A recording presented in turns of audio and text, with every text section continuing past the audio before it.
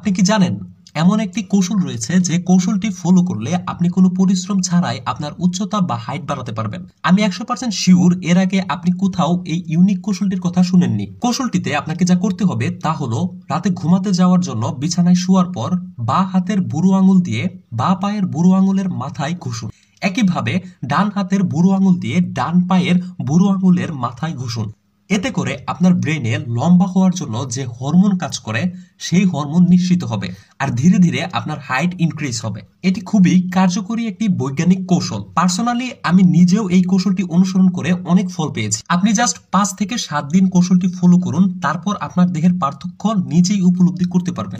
আর হ্যাঁ, আরো একটা কথা এখানে বলে রাখি, বিছানায় চিত হয়ে বা সোজা হয়ে ঘুমানোর অভ্যাস উচ্চতা বাড়াতে অনেকটা হেল্প করে। আপনি কি জানেন রাত জাগলে আমাদের চেহারা খারাপ হয়ে যায়? আমাদের মাঝে অনেকেরই নিয়মিত রাত জাগার অভ্যাস রয়েছে। দিনের পর দিন ঠিকমতো ঘুম না হলে কোর্টিজল নামক স্ট্রেস হরমোনের ক্ষরণ বেড়ে যেতে শুরু করে, যার ফলে একদিকে যেমন মন মেজাজ খিটখিটে হয়ে যায়, সেই সঙ্গে ত্বকের অন্দরে কোলাজেনের মাত্রা কমতে শুরু করার কারণে সৌন্দর্য হ্রাস পায়, ধীরে ধীরে চেহারা খারাপ হতে শুরু করে। আমাদের অনেকেরই চুলের অনেক সমস্যা রয়েছে, যেমন চুলে খুশকি হওয়া, চুল পড়ে যাওয়া, চুল আকর্ষণীয় না থাকা সহ আরো অনেক কিছু। তবে আপনি কি জানেন এমন একটি সহজ কৌশল রয়েছে যে কৌশলের মাধ্যমে এই সকল সমস্যা একসাথে দূর করা সম্ভব? কৌশলটি হলো ভালো করে খানিকটা চা ফুটিয়ে নিন, তার মাঝে আপনার ইউজ করা শ্যাম্পুর 1 প্যাকেট মিশিয়ে নিন এবং মোটামুটি পরিমাণে লেবুর রস নিন। একসাথে মিশিয়ে ভালো করে পেস্ট তৈরি করুন। তারপর চুলে সুন্দর করে লাগিয়ে বেশ কিছুক্ষণ রেখে দিন। তারপর গোসল করে ফেলুন এবং চুলগুলো সুন্দর মতো ধুয়ে ফেলুন। সপ্তাহে 2 বার এটি করুন। দেখবেন খুশকি,